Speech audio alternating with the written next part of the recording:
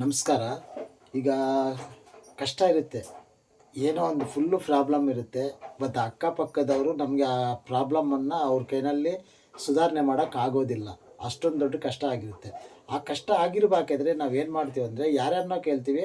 But ಅದು ಯಾರ ಕೈನಲ್ಲೂ ನಮ್ಮ ಕಷ್ಟವನ್ನು ಇದು ಮಾಡೋಕ್ಕೆ ಆಗೋದಿಲ್ಲ.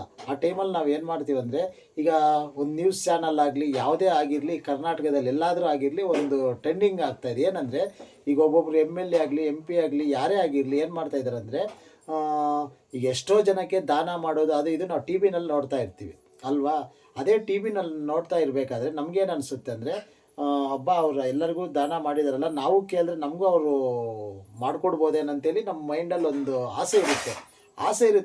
ಆಸೆ ಪ್ರಕಾರ ನಾವೇನು ಮಾಡ್ತೀವಿ ಗೊತ್ತಾ, ಡೈರೆಕ್ಟಾಗಿ ಹೋಗ್ಬಿಟ್ಟು ಅವ್ರ ಮನೆ ಹತ್ರ ಹೋಗಿ ಕೇಳ್ತೀವಿ. ಒಂದು ಹಾಸ್ಪಿಟ್ಲ್ದಾಗಲಿ ಯಾವುದೇ ಆಗಿರಲಿ ಒಂದು ವಿಷಯ ಅವ್ರ ಹತ್ರ ಕೇಳ್ತೀವಿ. ಅವ್ರು ಕೇಳಿದ್ರೆ ನಮಗೆ ಕೊಡ್ತಾರಾ? 100% ಯಾವುದೇ ಕಾರಣಕ್ಕೆ ಅವರು ನಮ್ಗೆ ಹಣ ಅನ್ನೋದು ಕೊಡೋದಿಲ್ಲ ಅಲ್ವ. ನಮ್ಗೆ ಸಿಕ್ಕೋದೇ ಇಲ್ಲ, ನಮ್ಗೆ ಮೀಟ್ ಮಾಡೋಕ್ಕೆ ಅವರು ಟೈಮ್ ಕೊಡೋದಿಲ್ಲ. ಆ ಥರ ಒಬ್ಬರು ಮೀಟ್ ಮಾಡಿದ್ರು ಇಲ್ಲ, ಈಗ ಅದು ಇದು ಏನೋ ಒಂದು ಹೇಳ್ಬಿಡ್ತಾರೆ. ಅದಕ್ಕಾಗಿ ಈ ಥರ ನೀವು ಯಾರೇ ಆಗಿರಲಿ, ಡೈರೆಕ್ಟಾಗಿ ಅವ್ರ ಹತ್ರ ಮನೆ ಹತ್ರ ಆಗಿರಲಿ, ಅವ್ರ ಆಫೀಸ್ ಹತ್ರ ಆಗಲಿ ಯಾರೂ ಹೋಗೋಕ್ಕೆ ಹೋಗ್ಬೇಡ್ರಿ. ನೀವೇನು ಮಾಡಬೇಕಂದ್ರೆ, ಯಾವುದಾದ್ರೂ ದೊಡ್ಡ ಫಂಕ್ಷನ್ ನಡೀತಾ ಇರುತ್ತೆ ನೋಡಿ, ಆವಾಗ ಹೋಗ್ಬಿಟ್ಟು ಅಂಥವ್ರ ಹತ್ರ ನೀವು ಕೇಳಬೇಕು. ಆವಾಗ ಕೇಳಿದ್ರೆ ಏನಾಗುತ್ತೆ ಗೊತ್ತಾ, ಆವಾಗ ಎಲ್ಲ ಪಬ್ಲಿಕ್ಕು, ನ್ಯೂಸ್ ಚಾನಲ್ ಇವೆಲ್ಲ ಇರುತ್ತೆ.